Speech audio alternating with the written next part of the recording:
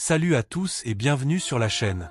On démarre cette actualité par Harry Kane qui plante un doublé, regarde droit dans les yeux la concurrence de Kylian Mbappé, Erling Haaland et Lionel Messi, et balance cette phrase qui claque: cette concurrence m'aide à repousser mes limites. Pendant ce temps, Cristiano Ronaldo, à 41 ans, fulmine après un nul décevant du Portugal contre la RD Congo. L'OM échappe de justesse à l'exclusion européenne mais reçoit une claque financière historique. Et l'UEFA dit non aux pauses hydratation dans sa Ligue des Champions, contrairement à la FIFA qui transforme le Mondial 2026 en match avec pub incorporée. Aujourd'hui, on décortique tout ça dans un épisode ultra complet. Accrochez-vous, ça va être chaud. Si vous aimez le vrai football avec du caractère, likez dès maintenant, abonnez-vous et activez la cloche. On est parti pour quelques minutes de décryptage. Allez, c'est à vous. Mercredi soir, l'Angleterre affrontait la Croatie dans le cadre du Mondial 2026. Score final, 4-2 pour les Trillions. Mais surtout, Harry Kane a marqué 2 fois en première période, un penalty et une tête puissante. 2 buts qui lui permettent de se placer juste derrière Lionel Messi, auteur d'un triplé, et au niveau de Mbappé et Haaland qui avaient chacun planté un doublé la veille. En zone mixte, Kane s'est exprimé avec une maturité impressionnante. Il a déclaré: « Je pense qu'au fond de moi, cette concurrence m'aide à repousser mes limites. » Il a vu les performances de Haaland, Mbappé et Messi. Il ne veut pas se focaliser sur les autres, mais il reconnaît que c'est naturel pour un sportif de vouloir atteindre le plus haut niveau. Tous ces gars-là ont très bien commencé, a-t-il ajouté. Et il insiste, la Coupe du Monde sert justement à ça, permettre aux meilleurs de s'exprimer au plus haut niveau. 2 buts, ça fait plaisir, évidemment. Ce qui est fascinant chez Kane, c'est son profil. Capitaine de l'Angleterre, attaquant du Bayern Munich, il incarne la constance. Pas le plus flashy, pas le plus spectaculaire, mais terriblement efficace. Penalty clinique, coup de tête bien placé, il sait tout faire. À la mi-temps, l'Angleterre était pourtant accrochée 2-2. La Croatie avait réussi à revenir. C'est là que le sélectionneur Thomas Tuchel a fait un discours qui a tout changé. Kane l'a raconté, il nous a dit de nous libérer, de nous calmer, de ne pas avoir peur, d'y aller franchement. Tuchel a insisté sur l'attitude, ne pas reculer, ne pas attendre. Au pire, qu'est-ce qui peut arriver? On perd le premier match? Allons montrer à tout le monde qui on peut être. Message reçu. En seconde période, l'Angleterre a livré une performance exceptionnelle avec et sans ballon. Kane dit qu'ils auraient pu en mettre 3 de plus dans les 20 premières minutes après la reprise. Victoire convaincante, mental d'acier retrouvé. Cette déclaration de Kane est importante. Dans une ère où Mbappé et Haaland sont les monstres physiques et techniques, où Messi continue de défier le temps, Kane montre qu'il n'est pas impressionné. La concurrence le stimule. C'est exactement l'état d'esprit qu'il faut pour aller loin dans un mondial. L'Angleterre, souvent critiquée pour son manque de créativité ou de tueur, semble avoir trouvé un leader qui inspire. On va être honnête, Kane n'a pas la vitesse de Mbappé ni la puissance brute de Haaland, mais son intelligence de jeu, son placement et son sang-froid sur penalty en font un des meilleurs numéros 9 actuels. Ce doublé n'est pas anodin. Il envoie un message à toute la planète football. L'Angleterre est là, et son capitaine est prêt à batailler avec les meilleurs. Mais pendant que Kane brille, d'autres histoires moins glorieuses secouent le football français et européen. Passons maintenant à l'Olympique de Marseille. Le club phocéen a évité le pire, mais l'avertissement est maximal. L'instance de contrôle financier des clubs de l'UEFA a rendu son verdict. Exclusion d'une saison des compétitions européennes, avec sursis. Pour échapper définitivement à cette exclusion sur les 3 prochaines années, l'OM doit rentrer dans les clous financiers dès la saison 2026 à 2027.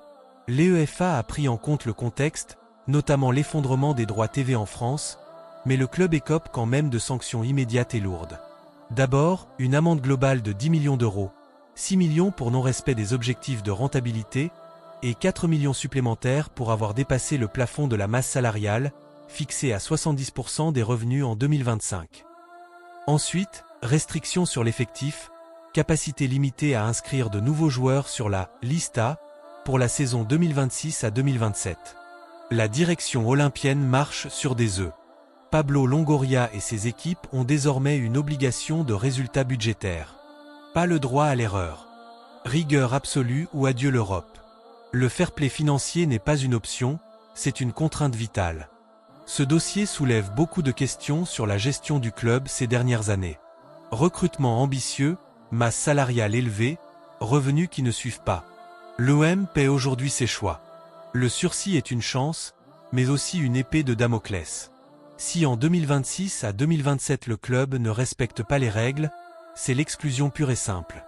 Pour les supporters marseillais, c'est un mélange de soulagement et d'inquiétude. Soulagement car le club joue encore en Europe la saison prochaine. Inquiétude car la marge de manœuvre est extrêmement réduite. Le mercato s'annonce compliqué, les ambitions devront être revues à la baisse temporairement.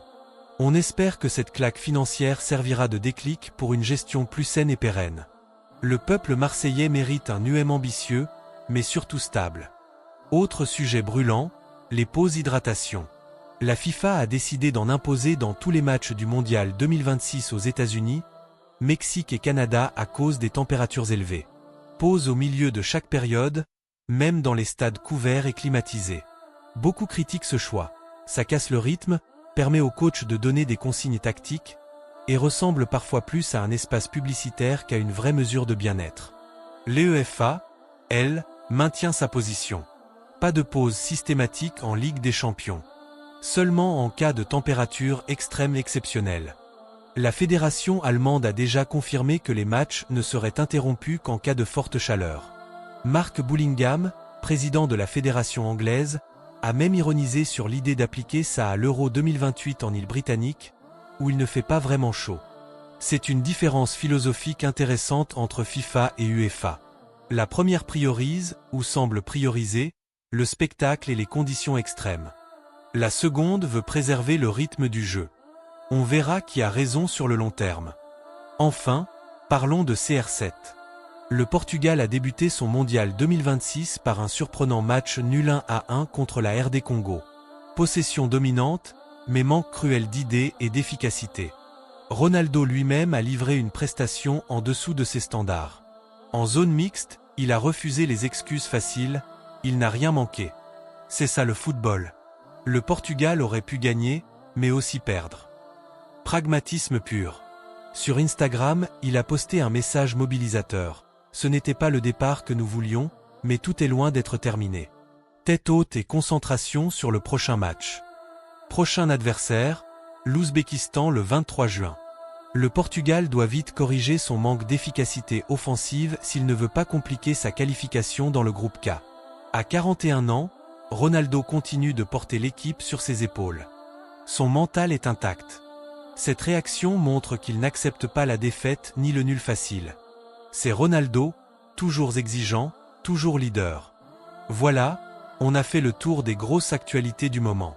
Kane qui se nourrit de la concurrence, l'OM qui joue sa survie européenne, l'UEFA qui refuse les pauses hydratation, et Ronaldo qui reste un guerrier malgré un début de mondial compliqué.